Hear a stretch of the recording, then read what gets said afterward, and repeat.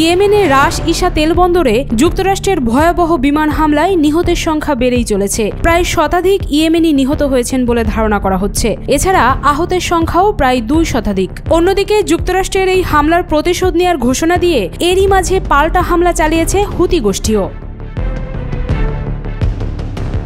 ইয়েমেনে হামলার পরপরই হুতি তাদের ব্যালিস্টিক ক্ষেপণাস্ত্র হামলা চালায় মার্কিন রণতরীতে। জানা গেছে এই হামলা অব্যাহত থাকবে। এদিকে যুক্তরাষ্ট্রের হামলার বিষয়ে ইয়েমেনের সশস্ত্র যোদ্ধা হুতি বিদ্রোহীরা জানিয়েছে এটি ছিল ইয়েমেনের যুক্তরাষ্ট্রের অন্যতম বড় প্রাণঘাতী হামলা। হুতি নিয়ন্ত্রিত স্বাস্থ্য মন্ত্রণালয়ের মুখপাত্র আনিস আলাসাবাহি শুক্রবার জানিয়েছেন যুক্তরাষ্ট্রের এই হামলায় এ পর্যন্ত 74 জনের প্রাণহানি এবং 171 জন আহত হয়েছেন। বৃহস্পতিবার রাতে তেল বন্দরটিতে ভয়াবহ হামলা চালায় মার্কিনীরা।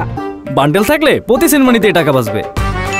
বিকাশ সেনমানি বান্ডেল কিনে জিতুন প্রতি লেনদেনে। যুক্তরাষ্ট্রের সেন্ট্রাল কমান্ড জানিয়েছেন হুতিরা যেন জ্বালানি না পায় এবং তেল বিক্রি করে কোনো অর্থ আয় না করতে পারে সেটি নিশ্চিত করতে এই হামলা চালানো হয়েছে। সংবাদ মাধ্যম আল জাজিরার সাংবাদিক মোহাম্মদ আল আত্তাব ইয়েমেনের রাজধানী সানা থেকে জানিয়েছেন যুক্তরাষ্ট্র তেল বন্দরটি ছাড়াও আরও কয়েক জায়গায় হামলা চালিয়েছে, তবে সবচেয়ে বড় হামলাটি চালানো হয়েছে রাস ইসা তেল বন্দরে।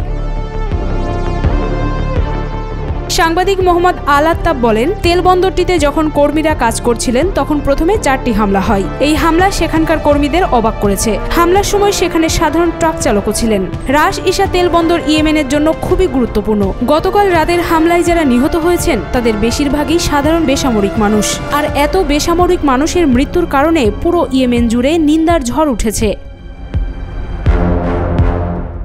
রাস ইসা, হোদেইদা এবং আসসালিফ বন্দর দিয়ে আসে ইয়েমেনের রপ্তানিকৃত পণ্যের 70 থেকে 80% সরবরাহ করা হয়। গত জানুয়ারিতে যুক্তরাষ্ট্রের প্রেসিডেন্টের দায়িত্ব নেন ডোনাল্ড ট্রাম্প। এরপরই তিনি ইয়েমেনে ব্যাপক হামলা চালানোর নির্দেশ দেন। মার্চের শুরুতে মাত্র 2 দিনের হামলায় দেশটিতে 50 জনের বেশি মানুষ নিহত হন। আর গত বৃহস্পতিবারের হামলায় প্রাণ হারালেন আরও 74 জনের বেশি মানুষ।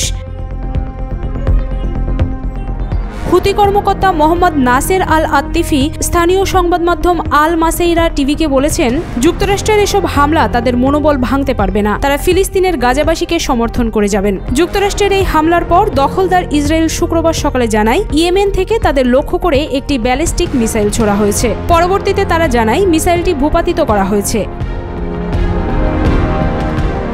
ফিলিস্তিনিদের প্রতি সংহতি জানাতে 2023 সালের নভেম্বর থেকে হুতিরা ইসরায়েল সংশ্লিষ্ট জাহাজ লক্ষ্য করে 100টিরও বেশি হামলা চালিয়েছে। যুক্তরাষ্ট্র হুমকি দিয়েছে যতক্ষণ জাহাজ লক্ষ্য করে তারা হামলা চালানো বন্ধ না করবে ততদিন তাদের হামলা অব্যাহত থাকবে।